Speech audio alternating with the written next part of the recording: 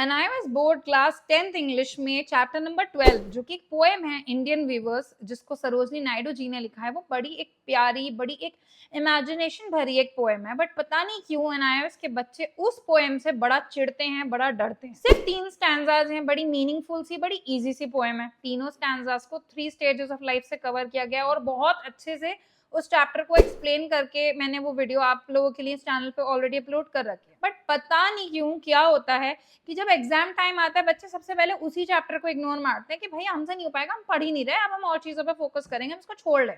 पहली बात तो क्वेश्चंस डिफिकल्ट नहीं है, दूसरी बात चैप्टर अनइम्पॉर्टेंट नहीं है, आपके कोर्स में है तो इम्पोर्टेंट है एंड एग्जाम में पूछा जाता है। एंड सच बताऊं डिफिकल्ट वे में भी नहीं पूछा जाता, बड़े बेसिक तरीके से एग्जाम में पूछा जाता है। अगर मैं बात करूं 2024 के अप्रैल के इंग्लिश के एग्जाम की, NIOS बोर्ड क्लास 10 की, सो इंडियन वीवर से कंप्लीट द फॉलोइंग सेंटेंसेस करके एक क्वेश्चन आया था, यानी कि फिल इन द ब्लैंक्स, और 3 मार्क्स का क्वेश्चन था। मतलब कि 3 फिल इन द ब्लैंक्स आपको करने थे, 3 वर्ड्स या फ्रेजेस लिख के 3 नंबर आराम से पक्के हो जाने थे। अगर आप इस स्टोरी को अच्छे से समझ लोगे, और इंटेक्स क्वेश्चंस और टर्मिनल क्वेश्चंस तो ज्यादा है भी नहीं इस चैप्टर में, बड़े इजी हैं, उनको समझ के चले जाओगे, ठीक है, तो आपके लिए अपने एग्जाम में 3 नंबर या 2 नंबर बड़ी आराम से पक्के हो जाएंगे, इसमें बहुत ज्यादा टाइम भी नहीं लगेगा। आप मेरी वो वीडियो देखिए जिसमें मैंने ये चैप्टर एक्सप्लेन किया, और फिर ये क्वेश्चन आंसर्स वाली वीडियो देखिए। आई थिंक उसके बाद रट्टा लगाने का तो कॉन्सेप्ट ही नहीं बचेगा और आपके एग्जाम की सॉलिड तैयारी हो जाएगी। आपका लिटरेचर से 2 से 3 मार्क्स आराम से पक्के हो जाएंगे, जिसमें आपको कुछ ऐसा बात भी नहीं करनी होगी कि थीम क्या है, क्यों लिखी है पोएम, क्या सेंट्रल मैसेज है, कुछ भी ऐसा टेक्निकल एग्जाम में नहीं पूछते हैं NIOS बोर्ड में इस चैप्टर में। लेकिन सिंबोलिज्म जरूर पूछते हैं कि कौन सा कपड़ा कौन सी स्टेज ऑफ लाइफ को डेडिकेट कर रहा है, या कौन सा टाइम में कौन सी स्टेज ऑफ लाइफ को कवर किया गया है। वो वीडियो अगर आप देख लोगे या फिर खाली ही क्वेश्चन आंसर्स वीडियो भी देख लोगे तो आपको अच्छे से याद हो जाएगा, ठीक है। तो बने रहिए मेरे साथ इस वीडियो में जिसमें मैं आपके साथ इस चैप्टर जिसका नाम है इंडियन वीवर्स के क्वेश्चन आंसर्स को कवर कर रही हूँ। बट मैं रेकमेंड नहीं करूंगी कि आप खाली क्वेश्चन आंसर्स पढ़ के समझे कि आपकी तैयारी हो गई है, क्योंकि क्वेश्चन आंसर्स आपके दिमाग में बड़ी इजीली फिट तब होते हैं जब आप चैप्टर को अच्छे से सुन चुके होते हो, समझ चुके होते हो। चैप्टर एक्सप्लेनेशन देख के इसको पढ़ोगे तो रट्टा लगाने की जरूरत फिलहाल पड़ेगी नहीं।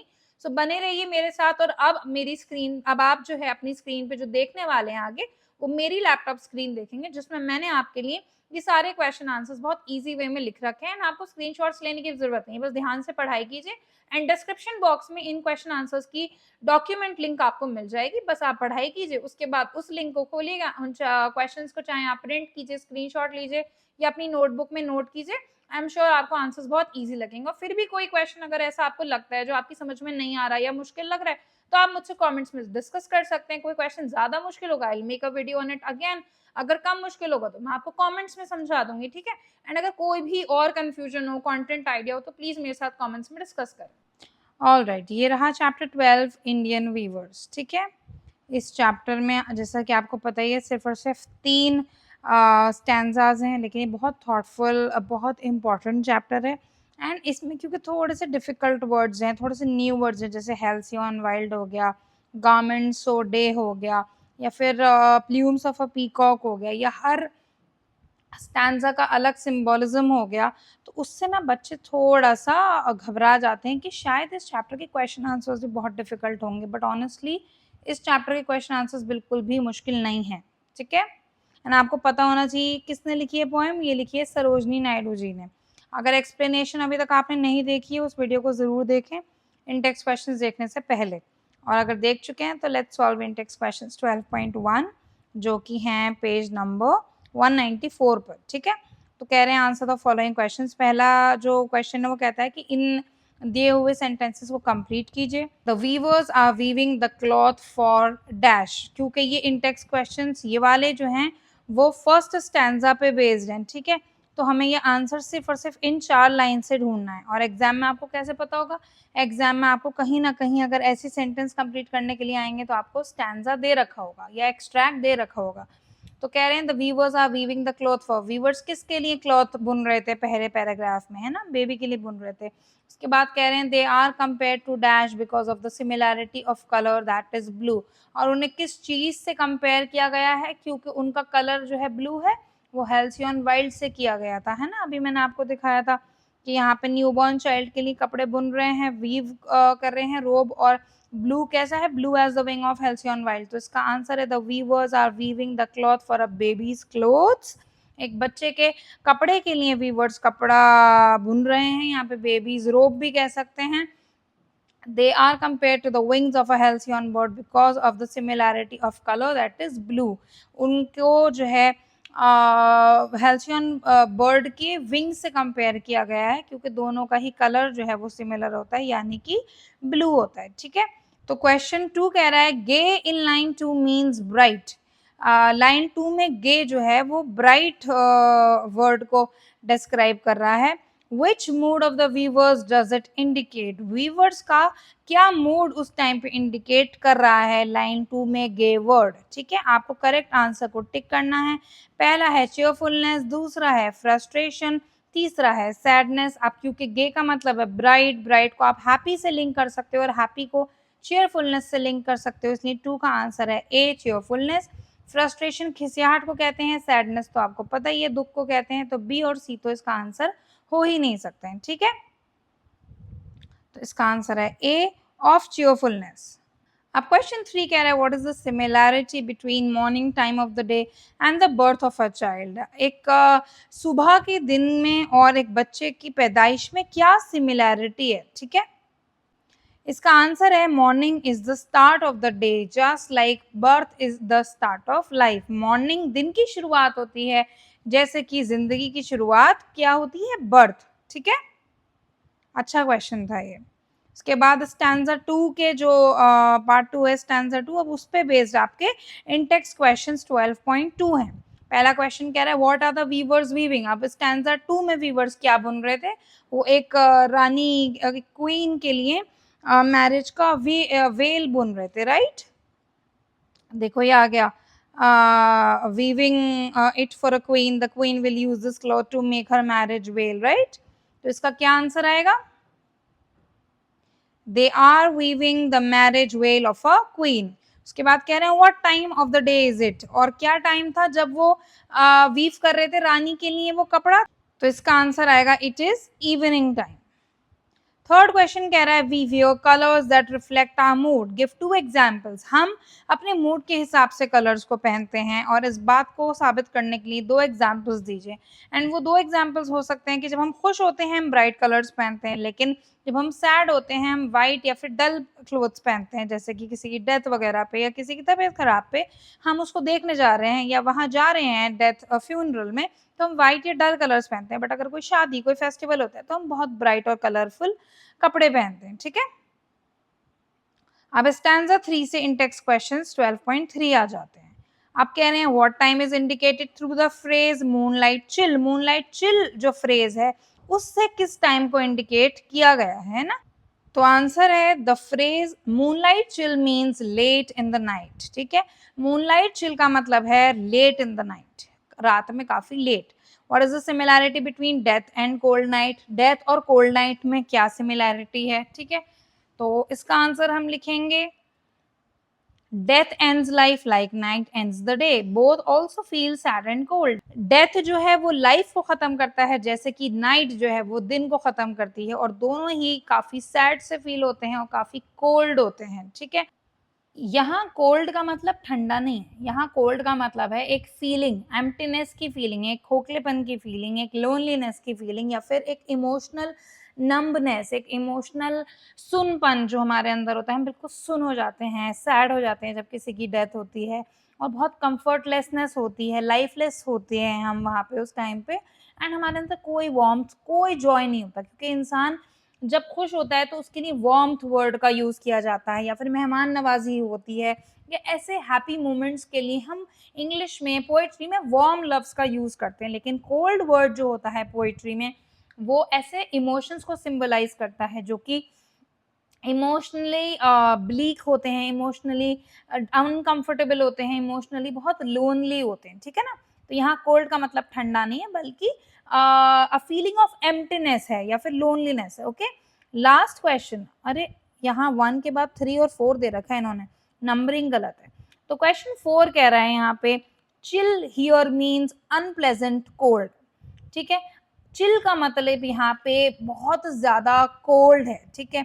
वीवर्स के किस मूड को ये वर्ड चिल जो है वो इंडिकेट कर रहा है, डिसअपॉइंटमेंट, फ्रस्ट्रेशन या सैडनेस। ठीक है, देखो डिसअपॉइंटमेंट नहीं है, क्योंकि नाइट और डेथ जो है वो एक ऐसा रियलिटी है जो सबके साथ होनी है, तो डिसअपॉइंटमेंट की कोई बात नहीं, ये एक रियलिटी है। तो डेथ पे डिसअपॉइंट और फ्रस्ट्रेट नहीं हो सकता इंसान, बल्कि सैड हो सकता है। ठीक है, तो डेथ से रिलेटेड इस पैराग्राफ में जो वर्ड है चिल, वो किस चीज को इंडिकेट कर रहा है, सैडनेस को। ठीक है, अब आता है ये सेक्शन जो कि है एप्रिसिएशन सेक्शन। मैं ज़्यादातर ऐसे सेक्शंस को कवर करती नहीं हूँ, और मैं इस सेक्शन को भी अभी अच्छे से कवर तो नहीं कर रही हूँ, बट आपको बता दूँ कि कितना इंपॉर्टेंट है, क्योंकि मैं इस पे अलग से वीडियो बनाऊंगी। इस सेक्शन में आपको सिमिली बताया गया है, जो कि एक लिटरेरी डिवाइस है। मैं अपने वीडियोस में पढ़ाते पढ़ाते कहती हूँ, समझाती हूँ लिटरेरी डिवाइसेस के बारे में, इसीलिए दिस इज नॉट समथिंग, क्योंकि कुछ बच्चों को लगता है कि क्वेश्चन आंसर्स में तो लिटरेरी डिवाइस है नहीं, हम क्यों पढ़ें।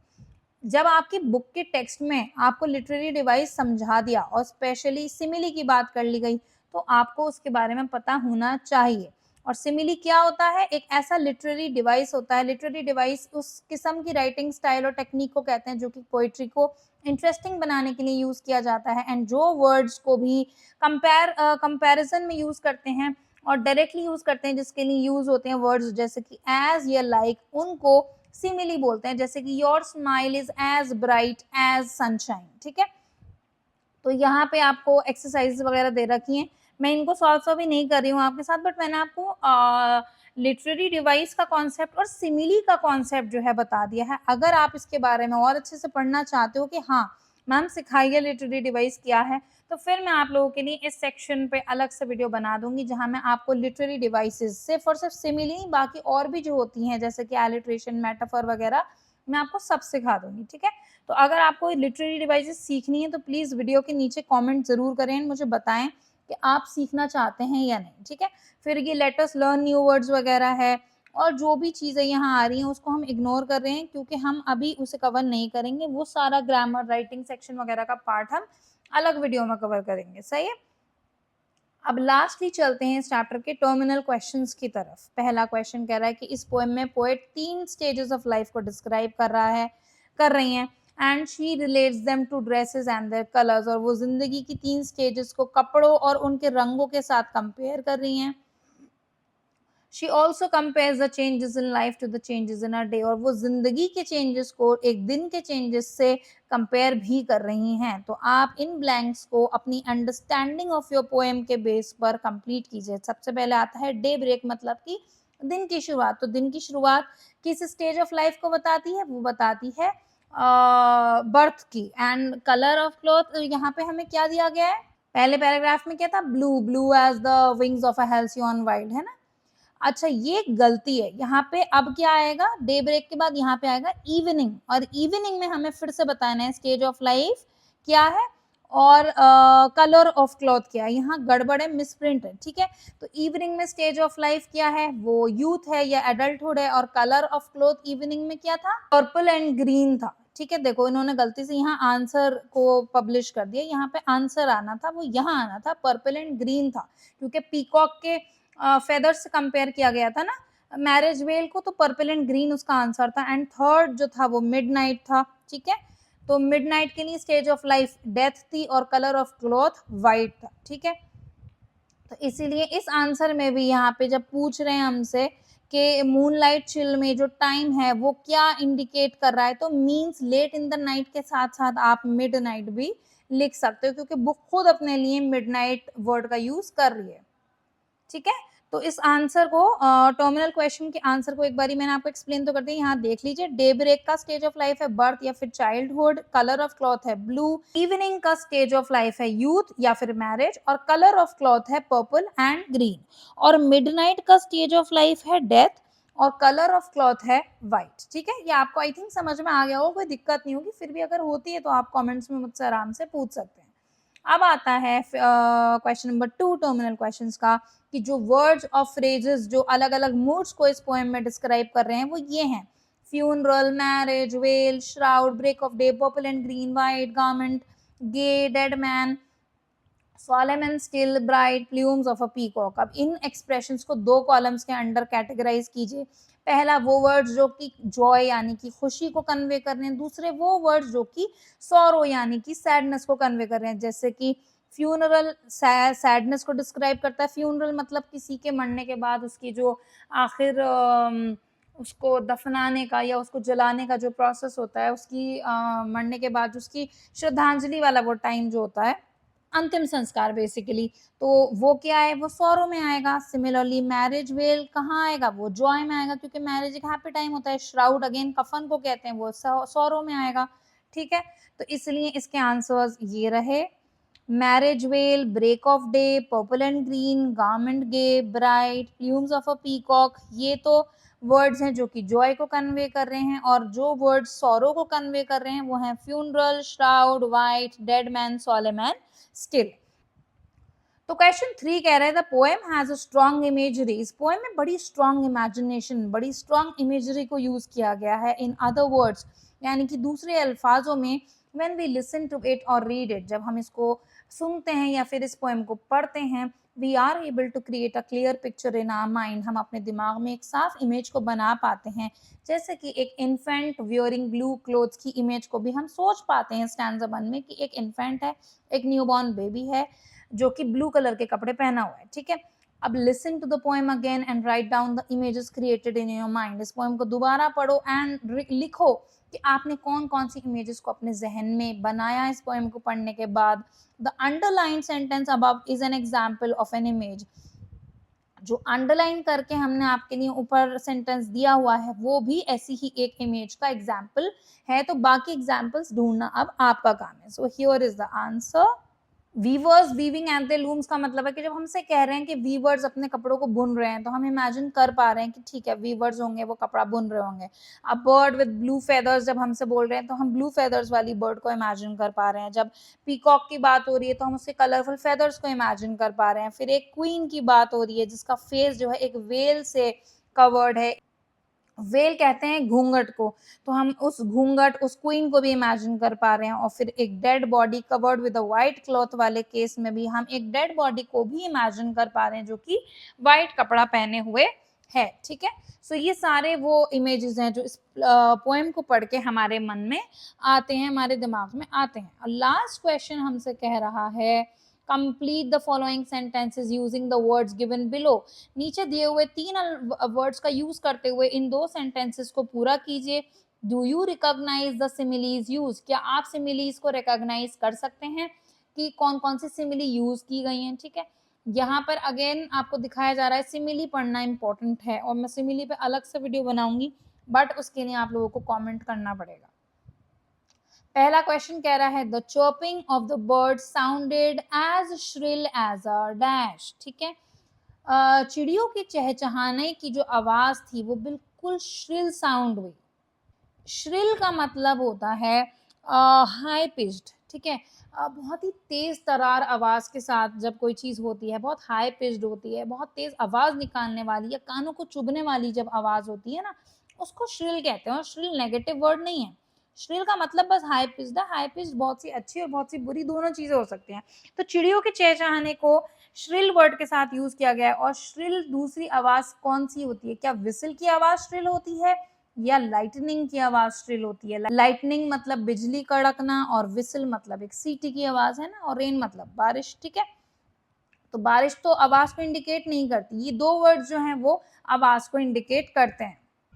तो बड़े कानों को चुभने सी वाली आवाज किस चीज की होती है, विसिल की, सीटी की आवाज होती है। वैसे तो थंडर की, लाइटनिंग की आवाज भी, बिजली कड़कने की आवाज भी तेज होती है, लेकिन विसिल सीटी की आवाज जो होती है बड़ी हाई पिच्ड होती है, बड़ी तेज कानों को लगती है। और श्रिल का मतलब क्योंकि हाई पिच्ड होता है, तो यहाँ पे आएगा विसिल। ठीक है, दूसरा स्टेटमेंट कह रहा है the drumming of the dash drops on the roof tops was like music. ठीक है, रूफ टॉप यानी कि छत की टॉप पर जो ड्रॉप्स गिर रही थी वो म्यूजिक की तरह उनकी आवाज लग रही थी, ड्रम की तरह जो गिर रही थी ड्रॉप्स। तो ड्रॉप्स किसकी गिरेंगी, रेन की। अब बचता है वर्ड लाइटनिंग। इसका मतलब है यहाँ मिसप्रिंट है, एक और सी, एक और स्टेटमेंट को आना चाहिए था जिसमें हम लाइटनिंग वर्ड का यूज करते। ठीक है, और उसके लिए क्योंकि हमारे पास यहाँ पे स्टेटमेंट सी है नहीं तो हमें पता नहीं कि हमें क्या लिखना है, सही है, तो इसको हम छोड़ सकते हैं फिलहाल। लेकिन अगर आप इस सिमिली के कॉन्सेप्ट को अच्छे से समझ लेंगे ना, तो आपको कैसे भी नए वर्ड्स और नए सेंटेंसेस दे दिए जाएं, आप आई एम श्योर इसको कर पाएंगे, ठीक है। और देखिए मैंने सिमिली अभी बताया था, सिमिली वो लिटरेरी डिवाइसेस होती हैं जिसमें कंपैरिजन को ऐसे वर्ड्स के साथ यूज किया जाता है जैसा कि एज या फिर लाइक, तो ठीक है। इन दोनों सेंटेंसेस में श्रिल एज, कौन सा, श्रिल एज विसिल, और rain drops on the roof tops was like music, तो रेन ड्रॉप्स को कंपेयर किया गया है म्यूजिक से, कौन से वर्ड का यूज करके, लाइक का यूज करके। और चिरपिंग ऑफ बर्ड्स की आवाज को श्रिल कंपेयर किया गया है किस चीज के साथ, विसिल के साथ, कौन सा वर्ड यूज करके, एज। तो आई थिंक सिमिली का कॉन्सेप्ट भी आपकी समझ में आ गया होगा। इसी के साथ इस चैप्टर के सारे क्वेश्चंस होते हैं कंप्लीट, एंड आई होप आपको सब कुछ अच्छे से समझ आ गया होगा। तो देखिए आपने चैप्टर नंबर 12 इंडियन वीवर्स के क्वेश्चन आंसर्स कितने इजी थे, कितने शॉर्ट थे, स्मॉल थे, बहुत ज्यादा थॉट प्रोवोकिंग भी नहीं थे और काफी अच्छे थे, है ना। अगर अभी भी किसी क्वेश्चन में कंफ्यूजन हो आप मुझसे कमेंट्स में पूछ सकते हैं। एंड बाकी मुझे जरूर बताएं कि आपकी तैयारी कैसी चल रही है और आप एनआईओएस के किस बैच से बिलोंग करते हैं, किस इनटेक में आपका एग्जाम होने वाला है, अक्टूबर में या फिर अप्रैल में, और कौन से ईयर में, 2025, 26, या फिर आप आगे इसको वीडियो को कभी देखें। So let me know in the comment section, and मैं आपके लिए new videos on the current trends लेके आती रहूंगी। फिलहाल ये थे बुक के क्वेश्चन आंसर्स, बट इस चैप्टर से अगर मुझे कुछ और इम्पोर्टेंट आपके लिए एग्जाम टाइम पे लगेगा, so I will make sure to share those question answers also with you। अगर वीडियो अच्छा लगा हो तो प्लीज इस वीडियो को लाइक करें, अपने फ्रेंड्स और क्लासमेट्स के साथ शेयर करें, इस चैनल को जरूरी सब्सक्राइब करें, एंड मोस्ट इंपॉर्टेंटली मेरे वीडियोस के साथ कमेंट करके एंगेज करें। एज अ न्यू क्रिएटर मुझे बहुत हिम्मत मिलती है जब आप लोग मुझे बताते हो कि आपको क्या चीज अच्छी लग रही है या किस और चीज में हेल्प चाहिए, तो मुझे बहुत मोटिवेशन मिलता है। And for a new YouTube creator अगर मेरी वीडियो पे कमेंट्स आते हैं तो यूट्यूब के एल्गोरिथम को लगता है कि हाँ वीडियोस लायक है, बच्चे पढ़ रहे हैं, कमेंट कर रहे हैं, तो हमें इस वीडियो को पुश करना चाहिए। तो आपके लिए अगर मैं आपको इतनी मेहनत से पढ़ा रही हूँ, तो अगर आप मुझे थैंक करना चाहते हैं, मेरी वीडियो आपको अच्छी लग रही है या मेरी वीडियो से आपकी कोई भी हेल्प हो पा रही है, तो प्लीज नीचे एक कमेंट लिखें। आपके एक छोटे से कमेंट से मुझ जैसी एक स्मॉल क्रिएटर ग्रो होती है, and that I think is beneficial for both of us. Thank you so much for watching. Bye.